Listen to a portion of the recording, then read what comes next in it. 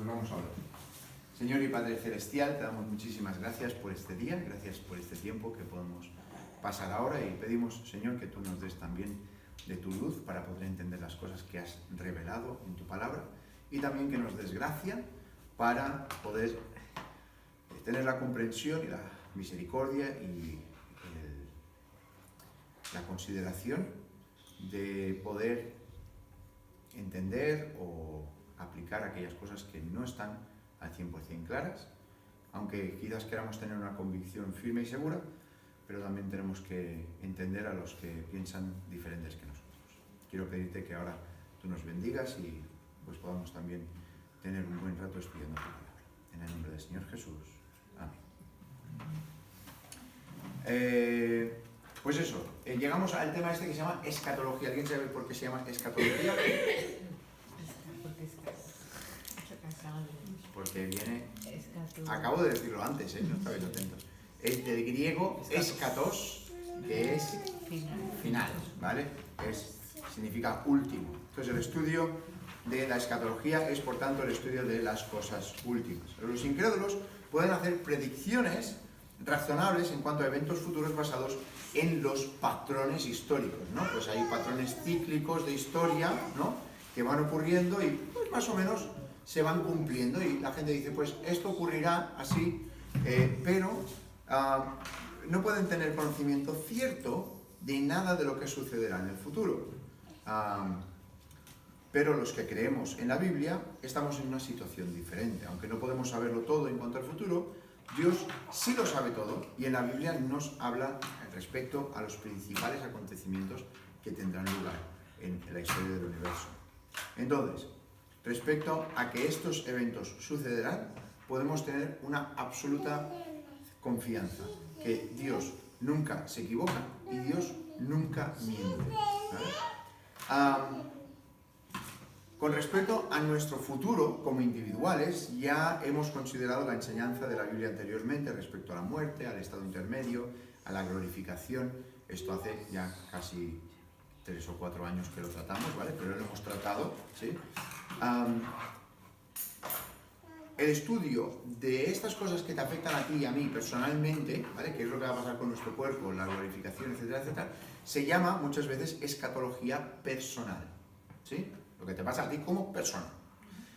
Pero la Biblia también habla de ciertos eventos que afectarán el universo entero. Y esto se llama, como bien podéis imaginaros, escatología general o universal, ¿vale? Súper complicados estos términos, Entonces, en este estudio miraremos y estudiaremos la cuestión del regreso de Cristo o su segunda venida. Y después trataremos con otras cosas más adelante. Ha habido muchos debates, ya a menudo muy acalorados, y siguen habiéndolos, en la historia de la Iglesia sobre cuestiones respecto al futuro. Empezaremos con los aspectos de la segunda venida de Cristo, con lo que todos los cristianos evangélicos están de acuerdo, ¿vale? O sea, vamos a primero mirar todas las cosas con las que están de acuerdo todo el mundo. Todos esos 4 que os he enseñado, todos están de acuerdo en estas cosas, ¿vale? Y después empezaremos con el asunto de discrepancia en cuanto si Cristo puede volver en cualquier momento, ¿no? Y ya hablaremos de la cuestión del milenio, tema que por largo tiempo ha sido fuente de desacuerdo entre creyentes, ¿vale? Entonces, la primera cosa que hablaremos en este tema, si queréis podemos poner un nombre a esta sección, el retorno de Cristo. ¿Cuándo y cómo? ¿Vale? Bueno, pues este sería el título de esta sección y el primer punto, que todo el mundo está de acuerdo con este punto, es este, que habrá un regreso de Cristo repentino, personal, visible y corporal. Vuelvo a repetirlo esto. Lo tenéis aquí escrito, por si acaso, ¿vale? Habrá un regreso de Cristo repentino, personal, visible y corporal. Jesús a menudo hablaba de su regreso, ¿sí? Mira lo que dice en Mateo 24:44.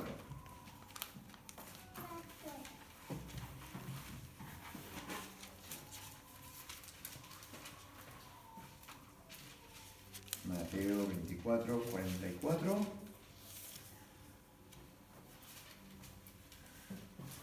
Nos dice, siguiente página. Por tanto, también vosotros estad preparados, porque el Hijo del Hombre vendrá a la hora que no pensáis. Ahora, esto, si yo tengo que escoger un versículo clave para todo este tema de la escatología, voy a coger esas últimas palabras. A la hora que no pensáis. ¿Vale? Porque podemos pensar mucho, podemos darle muchas vueltas, pero, como me ha dicho un hermano pastor, que le expliqué mi trauma esta semana, no trauma, pero dificultades esta semana de estar mirando todo esto, me dice: Josué, ¿cuántas personas estaban esperando y sabían de la llegada del Mesías la primera vez? 2. Simeón y Ana. 2. Simeón y Ana. Por lo tanto, podemos darle muchas vueltas, podemos pensar muchas cosas, pero lo más seguro estaremos equivocados. ¿Vale? Dice, porque Jesús mismo dice, a la hora que no pensáis. ¿Tú piensas que esto? Pues ten cuidado, porque Jesús mismo dijo que no lo vas a saber. Dice, como ladrón en la noche. ¿Y cuándo va a venir el ladrón? A la hora que no piensas. El ladrón no llama y dice, me gustaría pedir una cita. El ladrón viene cuando tú no piensas. Pero Jesús también dijo en Juan 14:3, dice que si yo me voy, está hablando de que Él iba a preparar un lugar, dice, si voy, vendré para llevaros conmigo. Por lo tanto, esto es una vuelta, un regreso de Cristo, pero que es repentino, personal, visible y corporal. Mira lo que nos dice en Hechos. En Hechos, cuando Jesús está ascendiendo, Hechos capítulo 1, versículo 11, están los hombres, los discípulos ahí mirando, y dice, los cuales también les dijeron, estos son los ángeles, ¿no?, que estaban allí, dice, varones galileos, ¿por qué estáis mirando al cielo? Este mismo Jesús, que ha sido tomado de vosotros al cielo, así vendrá como le habéis visto ir al cielo. ¿Vale? Entonces, Jesús sube para arriba hasta que no se le ve, y los ángeles dicen, pues de esta misma forma va a bajar. ¿Sí? No se le ve y de repente se le ve. Pablo enseñó en 1 Tesalonicenses 4:16, que estamos a punto de adentrarnos los domingos en este tema, ¿vale? Pesados, ¿no? ¿Qué vamos a hacer? Vamos a tener el IBI los domingos, el conociendo a Dios, todo el mismo tema. Pero en 1 Tesalonicenses 4:16, ¿no?, Pablo mismo dice que el Señor mismo, ¿qué hará? Descenderá de los cielos. ¿Cómo? Pues con voz de arcángel, con trompeta de Dios, ¿no? Y tenemos este ejemplo de lo que Pablo está diciendo, va a bajar de igual forma que subió para arriba. ¿Sí? El autor de Hebreos, en Hebreos 9:28, vamos a leer este pasaje aquí, en Hebreos 9:28 nos dice, así también Cristo fue ofrecido una sola vez para llevar los pecados de muchos. Esto ya lo sabemos, pero lo sabemos muy bien, ¿no? Pero después dice, y aparecerá por segunda vez sin relación con el pecado. O sea, el pecado ya ha sido cubierto, ya ha sido sanado, y no tiene relación con el pecado. ¿Con qué propósito viene? Para salvar a los que le esperan. Eso es lo que nos dice en Hebreos 9:28. ¿Vale? Entonces viene una segunda vez.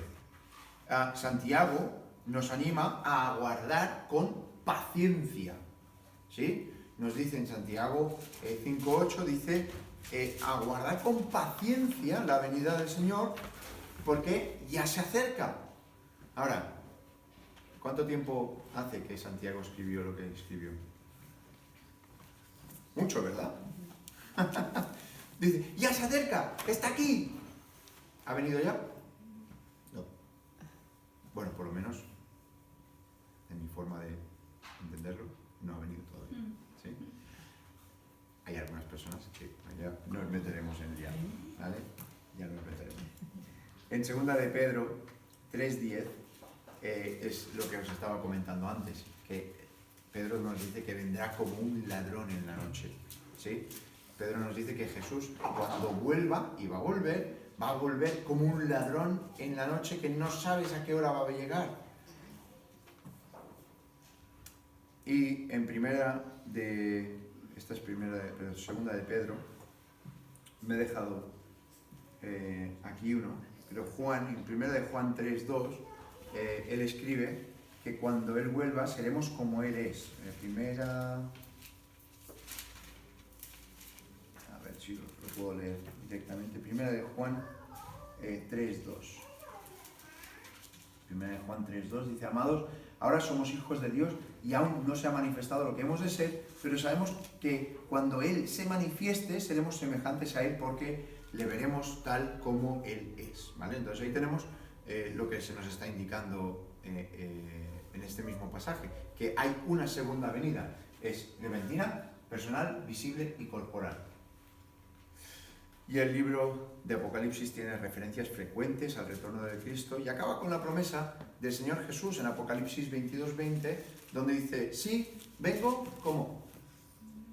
En breve o pronto, ¿vale? Vengo ya, es lo que está diciendo. Ahora vengo. Y la respuesta de Juan es la misma que tiene que ser la nuestra. Amén. Sí, ven, Señor Jesús. ¿Vale?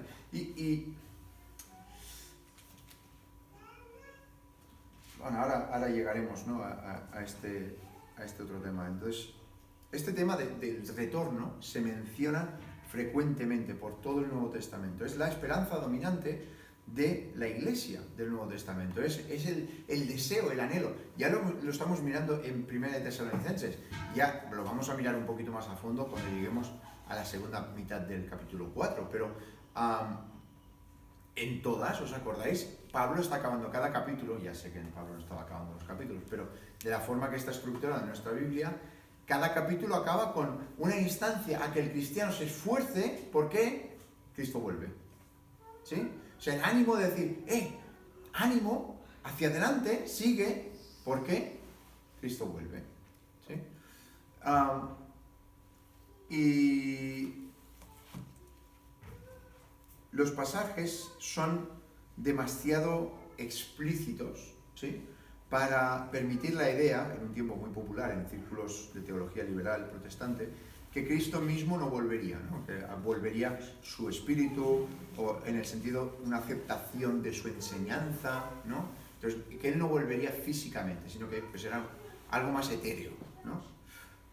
O una imitación de su estilo de vida de amor, ¿no? Pues poco a poco iría regresando a la tierra. No es que sus enseñanzas y su conducta no vuelvan, sino que el Señor mismo, nos dice, el Señor mismo descenderá. Eso es lo que nos dice la Biblia, ¿vale? Es Jesús mismo que ha sido llevado, así volverá Él mismo otra vez, ¿sí? Entonces, tenemos que pensar esto de que es personal, visible y corporal, físicamente, ¿sí? Bueno, y todo esto nos lleva al punto B, que es que debemos anhelar fervientemente el regreso de Cristo. La respuesta de Juan, al final de Apocalipsis, es lo que os iba a mencionar antes, debe caracterizar el corazón de todos los creyentes. Este debe ser nuestro anhelo, ¿no? Ven, Señor Jesús.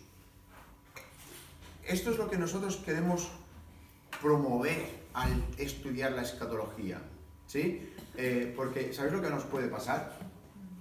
Podemos ser como Alicia en el País de las Maravillas, ¿verdad?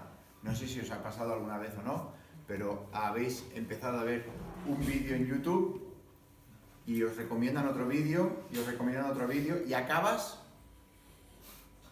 en el País de las Maravillas, ¿vale? Porque has seguido el conejo blanco por el agujero y te has ido, ¿vale? Entonces tenemos que tener muy claro por qué vamos a estudiar escatología. ¿Con qué propósito? ¿Vamos a resolver nosotros los misterios de todos los siglos de malos entendidos de escatología? Josh dice que sí. Muy bien, Josh, ánimo. Porque, ¿vale? Y no es con desánimo que lo digo, ¿no? Lo digo porque es muy bueno saber las cosas, pero resolverlo yo lo pienso de esta forma. Si no se han resuelto con personas y hermanos y hermanas muchísimo más inteligentes y más entrenados y más doctos, que ellos mismos no se aclaran, yo no me voy a aclarar, ¿vale? Yo estoy ahí abajo, ¿vale? Entonces, eso no me desespera a mí, no me causa ninguna angustia. ¿Por qué? Porque para mí el estudio de la escatología no es saber qué va a pasar, porque lo que pase será lo que Dios quiera, cuando Él quiera, como Él quiera, y lo más seguro, volviendo a nuestro versículo lema, nadie sabe la hora. ¿Sí? Ahora, es muy bueno poder estudiarlo para poder saber las nociones. Alguien te dice, pues yo soy amilenial. Pues tú por lo menos tendrás una noción de qué es un amilenial, qué es un pretribulacionista. Y entonces si te dicen, soy pretribulacionista, tú le puedes decir, pero histórico o dispensacional. Y si no saben contestarte, lo más seguro es dispensacional. Si saben contestarte, lo más seguro es histórico, ¿vale? Lo digo porque, pues eso. Entonces, nosotros nos quedamos con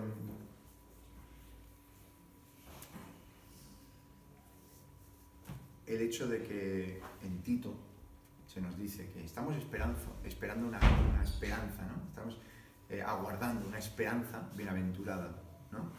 Vamos a ir ahí, un segundito, lo tengo aquí escrito. Tito 2.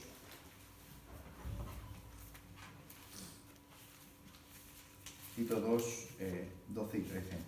Dice, enseñándonos que, renunciando a la impiedad y a los deseos mundanos, vivamos en este siglo, sobria, justa y piadosamente, esperando que, aguardando la esperanza bienaventurada. ¿Eso qué es? Que Cristo vuelva. ¿Sí? Aguardando la esperanza bienaventurada y la manifestación gloriosa de nuestro gran Dios y Salvador Jesucristo, quien se dio a sí mismo por nosotros para redimirnos de toda iniquidad y purificar para sí un pueblo propio, celoso de buenas obras. Entonces, vamos a volver para atrás. ¿Cómo vamos a vivir? Pues vamos a renunciar a la impiedad, vamos a vivir en este siglo como sobria, justa y piadosamente. Entonces, el hecho de que estudiamos escatología, lo que tiene que hacer es ponernos las pilas para vivir de una forma que le agrade a Dios. No sé si me explico, ¿no? O sea, ¿sí? Porque al final, si no, se nos va a hinchar la cabeza. ¿Sí? Y vamos a pensar, no, lo tengo solucionado yo, ¿no? Y a mí me encanta porque al estar leyendo de varios hermanos y tal, te das cuenta de algunos que saben que lo saben y lo tienen solucionado. Y te lo dicen. Y después me encantan estos otros que dicen, mira, esto es lo que creo, pero puedo estar equivocado.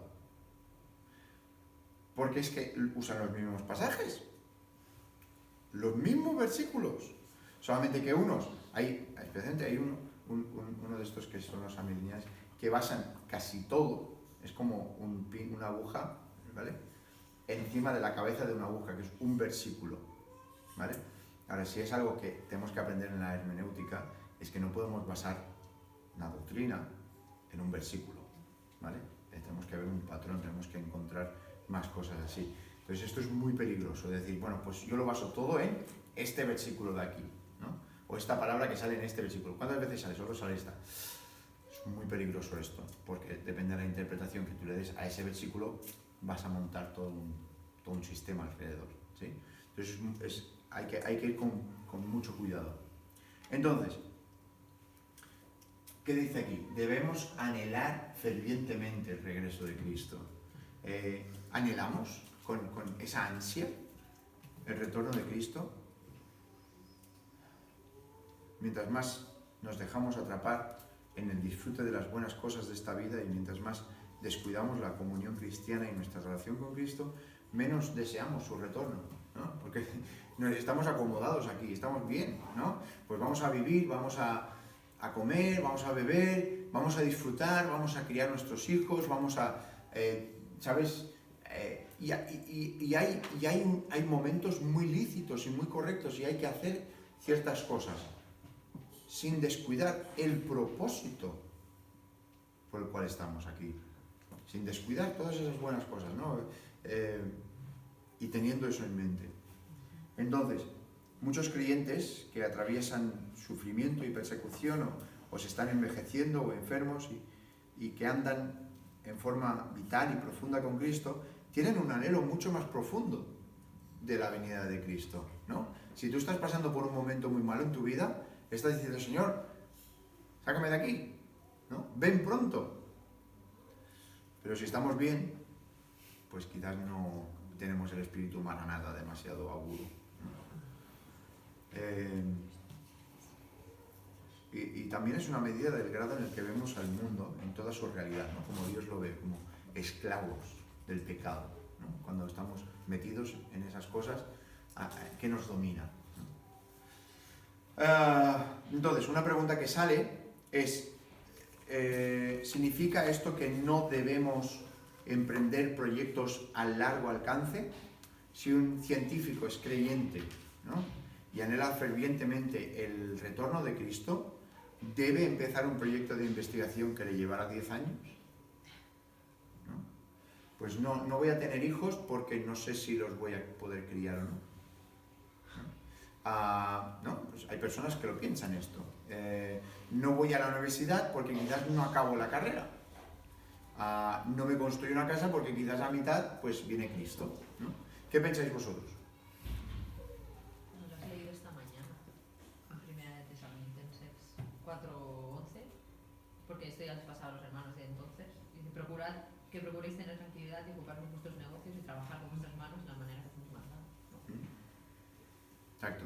Entonces, el anhelo no quita el hecho de que hagamos planes, ¿no? Y es ciertísimo que es muy posible que alguien empiece la universidad y nunca la acabe, porque venga Cristo, ¿no?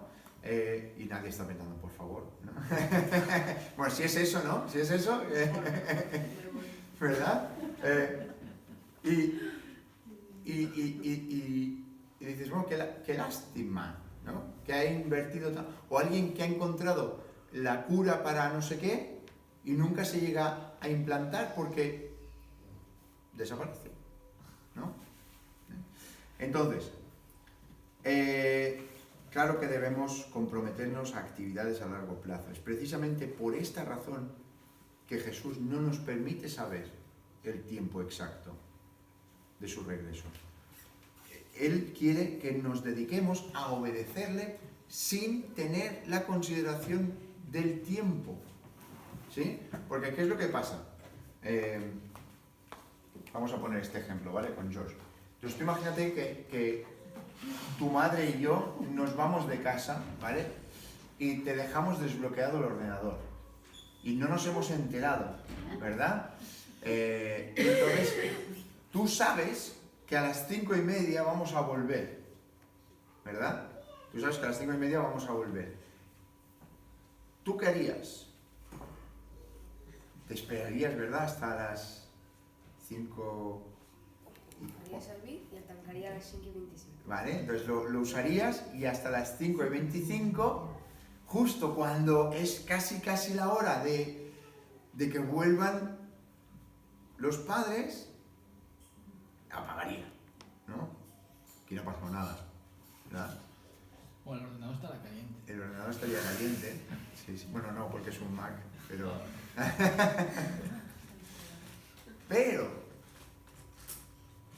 ¿Y nosotros qué? Si supiéramos que Cristo no vuelve hasta dentro de 300 años, diríamos... No lo sé, ¿eh? Yo espero que no, pero quizás nos acomodaríamos, diríamos... Bueno, pues tampoco hay... O sea, ya vendrán otros hermanos y sus hijos que pues ya se ocuparán de evangelizar y de repartir Biblias y de... ¿Sabes? No lo sé. Yo no sé cómo reaccionaría, porque como no lo sé, ¿qué nos dice? Hay que estar alertas. Y Dios quiere que le obedezcamos, sea cual sea nuestro sendero en la vida. Estar preparado es estar obedeciéndole fielmente en el presente, anticipando activamente en el trabajo, participando activamente en el trabajo que Él nos ha llamado a hacer, conforme a la naturaleza de la situación, puesto que no sabemos cuándo volverá. No hay duda de que algunas personas que se están preparando para ir a un viaje misionero nunca llegarán, porque en medio del vuelo quizás vuelve el Señor o se lleva a los creyentes. Entonces, en lo poco, nos dice en Mateo 25-21, hiciste bien, siervo bueno y fiel, en lo poco has sido fiel, te pondré a cargo de mucho más, sobre mucho te pondré. Entonces, esta es otra cosa en la que todos los creyentes evangélicos están de acuerdo. La tercera cosa es que no sabemos cuándo volverá Cristo, ¿vale? Varios pasajes indican que no sabemos ni podemos saber el tiempo del retorno de Cristo, ¿vale? Mateo 24-44, que ya hemos leído, dice, pues cuando menos lo esperes, ¿vale? ¿No lo esperes ahora? Pues ahora es, ¿no? Por tanto, agrega Jesús en 25:13, dice, manteneos despiertos porque no sabéis ni el día ni la hora. Y es más, en Marcos 13, del 32 al 33, dice que ni siquiera los ángeles, ni siquiera el Hijo, sino solo el Padre. Por lo tanto, tenemos que estar alertas, tenemos que vigilar. Decir que no podemos saber el día ni la hora, pero sí que podemos saber el mes o el año, es ignorar lo que estos pasajes están intentando decir, ¿vale? Cuando dice el día y la hora, no está diciendo que el mes y el año sí. Está diciendo que no lo sabemos y no lo vamos a poder saber. El hecho sigue siendo que Jesús vendrá, como dice en nuestro versículo lema, cuando no lo pensemos.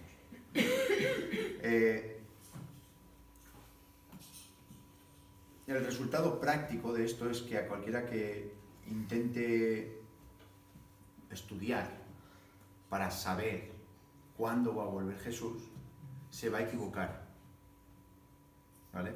Porque toda la inteligencia del mundo no te va a resolver esto. ¿Sabes por qué? Porque Jesús mismo dice que no lo vas a saber. ¿Me explico? O sea, por mucho que lo intentes averiguar, no es como yo qué sé, el estudio científico de la clorofila, ¿no? Pues yo no lo entiendo, pero si me pusiera a estudiarlo, ¿no? Me voy a poner, me compro libros, me pongo, ¿sabes? Pues al final lo entendería. ¿Por qué? Porque es entendible, se puede llegar a conocer. Pero esto no se puede llegar a conocer, ¿sí? Los testigos de Jehová son uno de los grupos que les encanta poner fechas a cuándo regresa Cristo, ¿sí? De hecho, creo que llevan, si no me equivoco, 33 o 34 profecías que no se han cumplido, ¿sí? Los testigos de Jehová. Y después vuelven y editan los documentos para que no aparezca el hecho de que dijeron que en esa fecha iba a volver Dios, iba a volver Jesús. Entonces vuelven para atrás, hacen otra profecía y después ahora parece que se han aflojado un poquito de hacer profecías de cuándo va a volver, ¿vale? Pero es triste que muchos se han dejado engañar por afirmaciones así y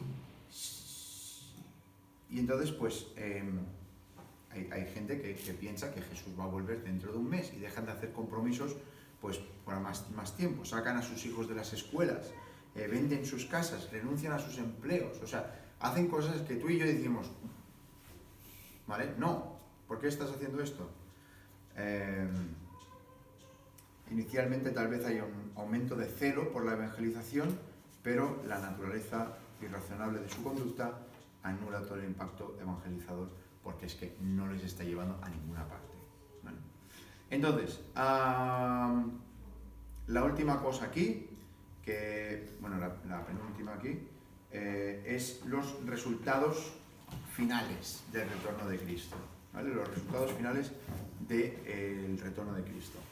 Sin que importen las diferencias en cuanto a detalles, ¿vale? Aquí esto es a grosso modo, vamos a decir que todo el mundo está de acuerdo con lo que voy a decir ahora.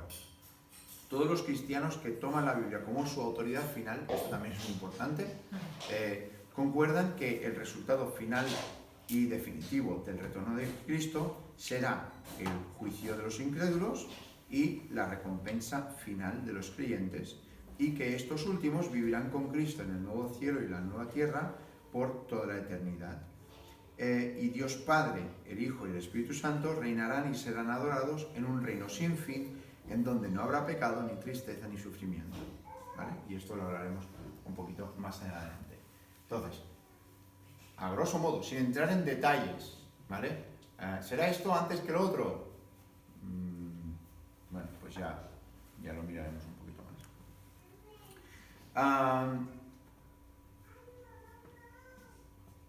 Y creo, no sé, ¿a qué hora hemos empezado? ¿Cómo? A las 3:40. Hace muy poco has dicho. No, a las 3:40 por ahí. Sí. Bueno, pues hacemos esto y lo dejamos. Entonces,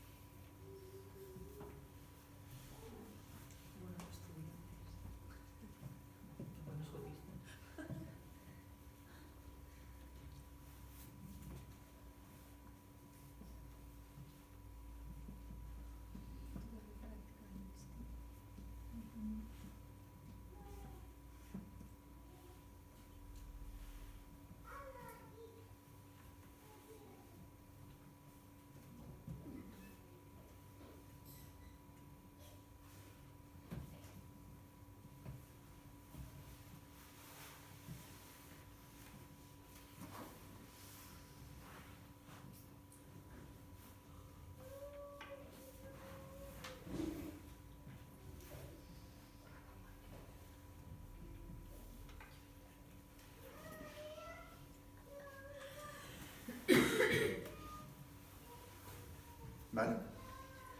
Entonces, la letra E aquí sería desacuerdo en cuanto a los detalles de los acontecimientos futuros, ¿vale?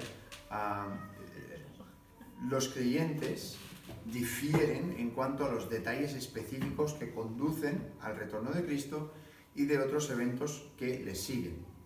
Específicamente difieren en cuanto a la naturaleza del milenio y su relación con el retorno de Cristo.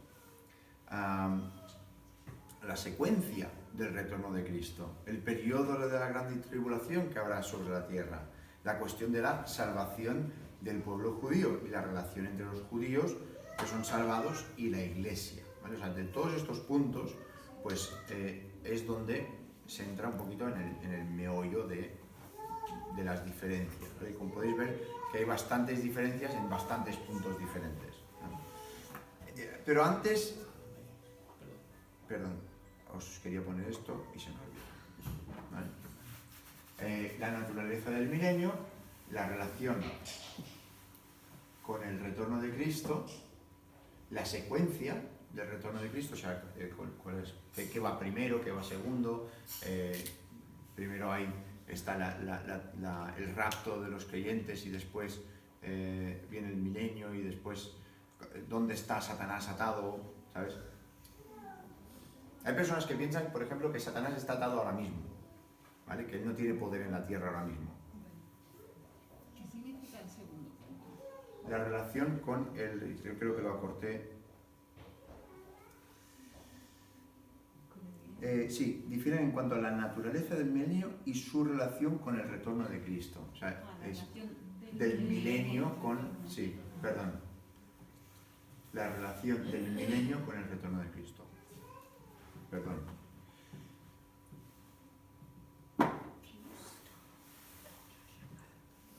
Y nos queda nomás la salvación del pueblo judío. ¿Vale? ¿Se salvan todos los judíos? no se salvan todos los judíos. Si los creyentes judíos se salvan, ¿son creyentes judíos o son gentiles que han creído? ¿Qué? ¿Sabes? Y ahí.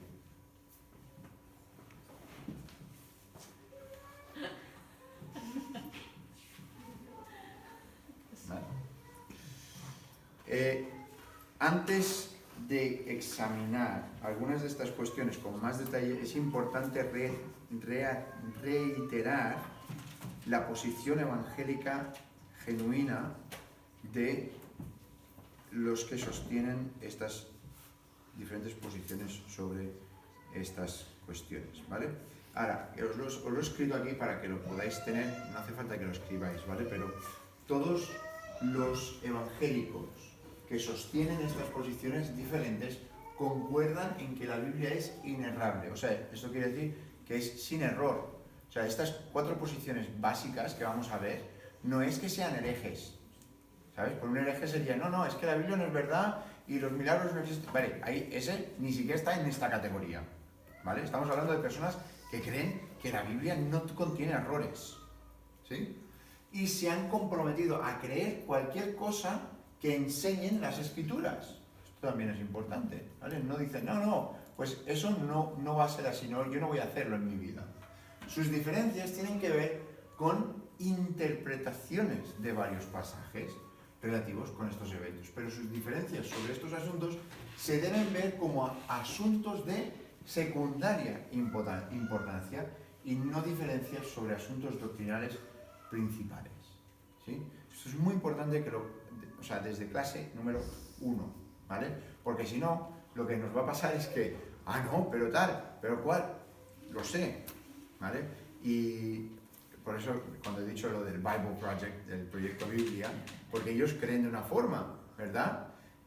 Y puede ser, y esto no concuerda con lo que, o sí concuerda, o sí que ahora lo entiendo mejor, ¿no? Como le ha pasado a Raquel, por ejemplo, ¿no? Sí, lo digo así públicamente, ¿no? ¿Vale? Dice, pues ahora me es más lógico entender esto más que, pues, las dispensaciones, por ejemplo, ¿vale? Muchos de nosotros hemos crecido con el dispensacionalismo, ¿vale? Y entonces, pues hay muchas cosas que concuerdan, pero otras cosas que no acaban de encajar, ¿no? Entonces, la idea es intentar mirar cuanto mejor posible todo esto, ¿vale? Con todo, vale la pena dedicar tiempo para estudiar estas cuestiones con más detalle porque podemos obtener una noción mejor de la naturaleza de los acontecimientos que Dios ha planeado y nos ha prometido, porque todavía hay esperanza de una mayor unidad que podría surgir en la Iglesia cuando convengamos a examinar estos asuntos de nuevo con más detalle, ¿no? Entablar diálogo, en vez de entablar discusión, podemos entablar diálogo. A ver, ¿y tú qué crees? Porque esto es sano, no es algo malo, ¿sí? Entonces, lo vamos a dejar aquí. El siguiente punto es, ¿podría Cristo volver en cualquier momento? Y esto es uno de los aspectos que es de significativo desacuerdo, es si Cristo puede volver en cualquier momento. Por un lado, muchos pasajes nos animan a estar preparados porque Cristo volverá a la hora que menos espera, y por otro lado, hay varios pasajes de ciertas cosas que van a suceder antes de que Cristo vuelva. Entonces, si tú tienes los dos pasajes, ¿qué dices? Pues Cristo puede volver en cualquier momento. Ya, pero tiene que pasar todo esto. Entonces no puede venir en cualquier momento. Tiene que pasar todo esto antes, porque no ha pasado todavía.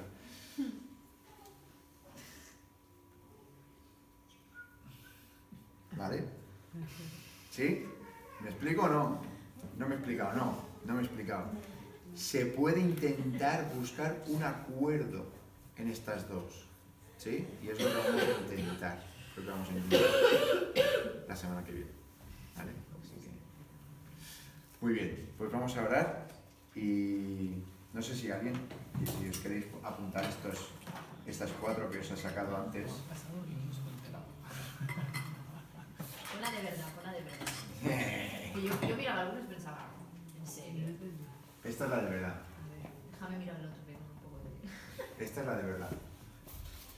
premilenialismo histórico, John Piper, Albert Mohler, casi todos los escritos de los padres de la Iglesia, los padres apostólicos que se llaman, ¿vale?